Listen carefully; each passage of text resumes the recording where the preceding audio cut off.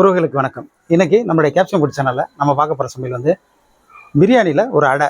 அதாவது பிரியாணி நம்ம செஞ்சு மிச்சப்பட்டுனாவே அதை தேக்கி வீசிடுறோம். அதுமாதிரி வீசாமல் அந்த பிரியாணி வச்சு ஒரு சுவையான அடை எப்படி செய்யலாங்கிறத பார்க்கலாம் வாங்க. ஒரு கப்பு பிரியாணி, இதை நம்ம மிக்சியில் போட்டு நல்லா பேஸ்ட் பண்ணி வச்சுக்கணும். நறுக்கின பெரிய வெங்காயம் 2, பச்சை மிளகாய் 2 பொடிசா நறுக்கினது, முட்டை 1, ஒரு கொத்து கருவேப்பிலை. பிரியாணியை இந்த மாதிரி நம்ம அரைச்சி வச்சுருக்கோம். இதில் இந்த பச்சை மிளகாய், கருவேப்பிலை, வெங்காயம் எல்லாத்தையும் ஒன்றா சேர்த்து நல்லா பிசைஞ்சிக்கணும்.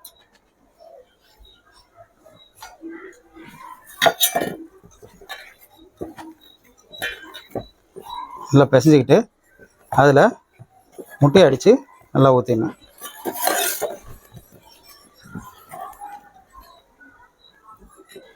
அதில் முட்டையை ஊற்றிக்கலாம்.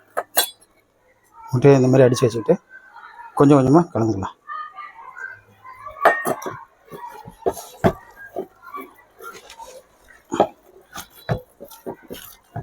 நல்லா திக்காக இந்த மாதிரி பிசைஞ்சு வச்சுக்கணும். இப்போ தோசைக்கல் வச்சு நம்ம சுட்டு எடுக்க வேண்டியதான்.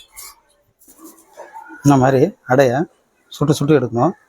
இந்த மாவு கையில் ஒட்டாமல் இருக்கிறதுக்கு பக்கத்தில் தண்ணி வச்சுக்கிட்டு, தண்ணியை கையில் நினச்சிக்கிட்டு நீங்கள் எடுத்து தோசைக்கல்லில் போடலாம்.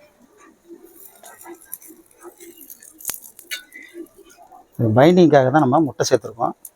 நீங்கள் முட்டை தேக்க சேவலைன்னா ரவாவை கூட அரைச்சி இதில் சேர்க்கலாம்.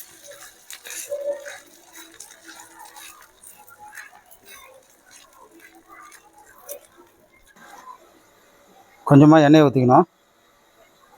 எண்ணெயை ஊற்றிக்கிட்டு அதை போட்டு கையால் அப்படியே தட்டி எடுக்கணும். இன்னும் ரொம்ப பெருசாக போட்டால் உடையும். அதனால் சின்னதாக அப்படியே தண்ணியை தொட்டுக்கிட்டு அப்படியே நீங்கள் இதை எடுக்கலாம்.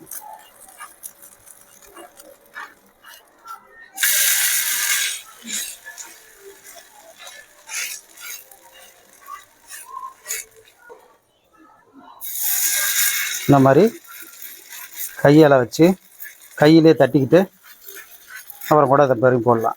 உங்களுக்கு எது வசதியாக இருக்கோ அதுக்கு தகுந்த மாதிரி நீங்கள் போட்டு சுட்டு எடுக்கலாம். ரொம்ப பெருசாக போனால் உடையும்.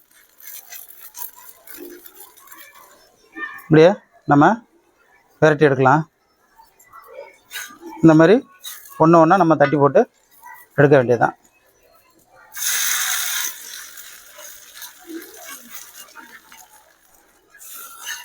இப்போ நம்ம இந்த பிரியாணி அடையை டேஸ்ட் பண்ணி பார்க்கலாம். நல்லா ஆனியன் பச்சடி வச்சுக்கிட்டு இந்த சைடிஷாக இதை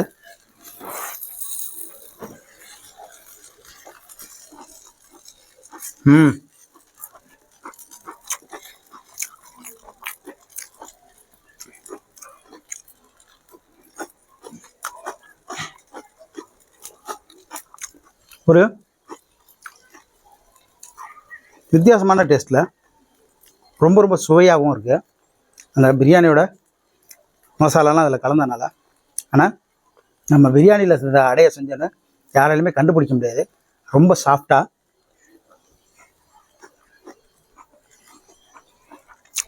செம்ம டேஸ்ட்டாக சூப்பராக வந்துருக்கு.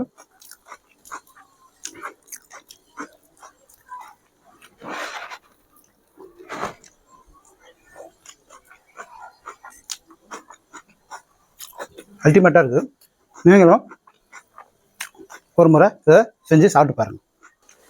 சாப்பிட்ற வீடியோ, சமைக்கிற வீடியோ, நல்ல கண்டென்ட் உள்ள வீடியோ பார்க்கணுன்னா நம்ம கேப்ஷன் ஃபுட் சேனலை தொடர்ந்து பாருங்கள்.